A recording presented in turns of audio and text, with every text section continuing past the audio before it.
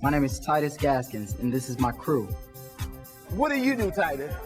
Right, all my people are gonna come out, and then that's when Pam is gonna escort me. Okay. All right, you guys, keep your focus, real professional, all right? Nice. My show is gonna be outrageous. The way I want my guys to act, I want them to act in a professional way.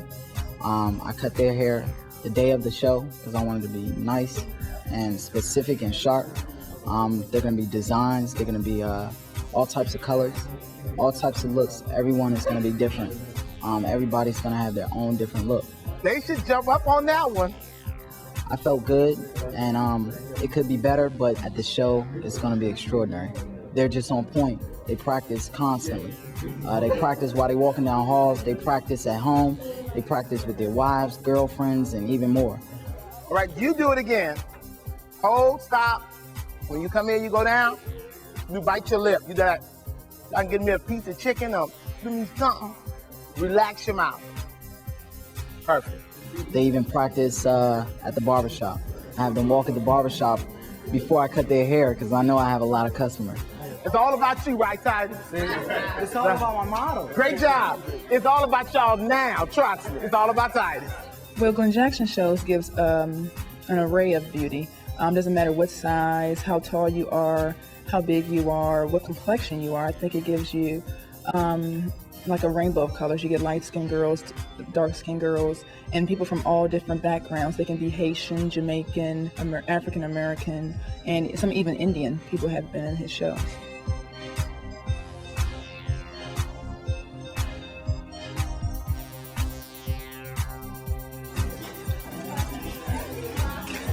The piece that we were doing tonight, we feel was, we always love to push the envelope and do what people don't expect us to do. And I think that's what makes our company a lot different than others that are out there.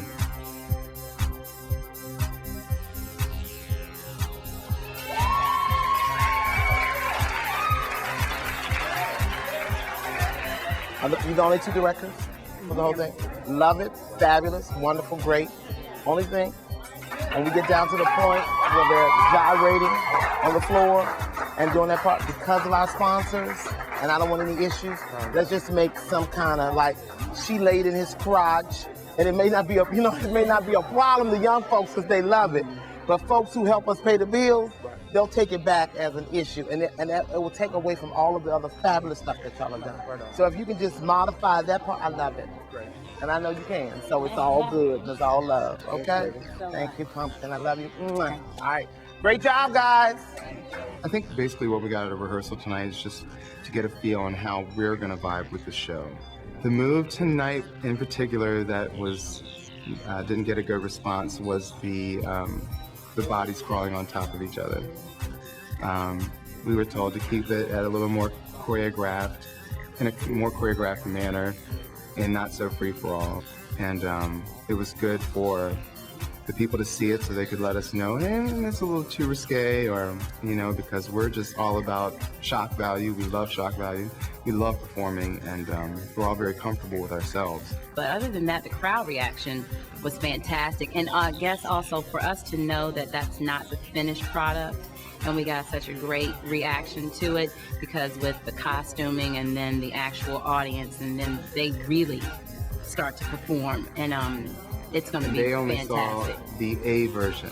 Yeah, that was A. That is not going to be what they will see in the show. So it doesn't matter how close you are to the show, you still have to be fearful of somebody using the same music that you're using or the same concept that you're using. So what we normally do, we rehearse two different skits. One to show when it's time to show what we're about to show on stage, and the real thing to show on stage. What do they actually have on? They have little Santa Claus outfits on. Are they shorts? Are they skirts? Actually they're capris. And they have the little black boots on, and they have nothing, no skin showing. It's really classy. With the other teams, we're concerned that our music could be used. Some of our dance moves could be used. They're very generic. We couldn't afford a professional choreographer to come in and teach dances, so the girls are pretty much doing what they see in videos. None of them want to share their routines, which is it's true, because what you're doing, someone can see a part of it and build on it and win.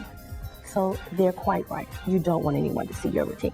what I want them to focus on is getting away from what everybody else is focused on. You do you, I do me, you do you, and you bring creative difference to the stage. The reason I get shows and the reason I videotape and go to different shows, I want to see what everybody else is doing so I do not say, oh yeah, I just did that. Be yourself. Don't follow what someone else does. Rehearsals are important because you keep your people in tune with what you're doing. You keep the motivation going, the excitement. If you don't have the rehearsals, then you lose them. And if you try to bring them together 1 or 2 times, you don't get that motivation. You don't get that spirit going. So the more you rehearse them, the more they're comfortable with what they're doing. Sometimes people feel like they need to dance very hard to get a message across or a feeling across, when it can be a slight movement that can create the same or stimulate the same emotion or the same feeling. So I always like to make sure that everyone is on the same page as far as them dancing full out, so we can get a better understanding of, hey, you need to bring it down a little bit, or you need to bring it up a little bit, and just make sure that everybody is just tight. We try to rehearse and we try to get everyone to just commit it to memory, so now you don't have to think about it. So when the curtain comes up and they say, you know, hit it, you're just doing it. Even though it seems really nice, the minute something is off or something is wrong, this is a business of complaints. And so people, 9 times out of 10, they cling to the things that don't work in their favor, vices the good of what is. So, perfect example, the one girl in the orange dress, it's beautiful, it's fabulous, but her breast pops out. It's an accident. It's not anything intentional, but to the public that come to our events, oh my God, I knew it was going to be one of those kind of shows. What kind of show? Where they just wearing loose clothes and things? Not the case. She was dancing, she was moving. Not the first time you've seen a breast in your life, but they'll act like that. So I have to cover all of those. The dance group is fabulous. Everybody in here clapping, hooping, and hollering, but they're gyrating on the floor. Okay, he's laying his head in her private area. Sponsors, I have to deal with that. They don't, see? And they still not be compromised on their creativity. And then you don't want to be like the Grim Reaper, that you like, you can't do this, you can't do that. But there's certain limitations of what we can do because we are pinged for all of the things that they do. A lot of what I saw, you can just tell they have been putting a lot of time and effort into it. And actually, there was one team that we saw that did a dance routine.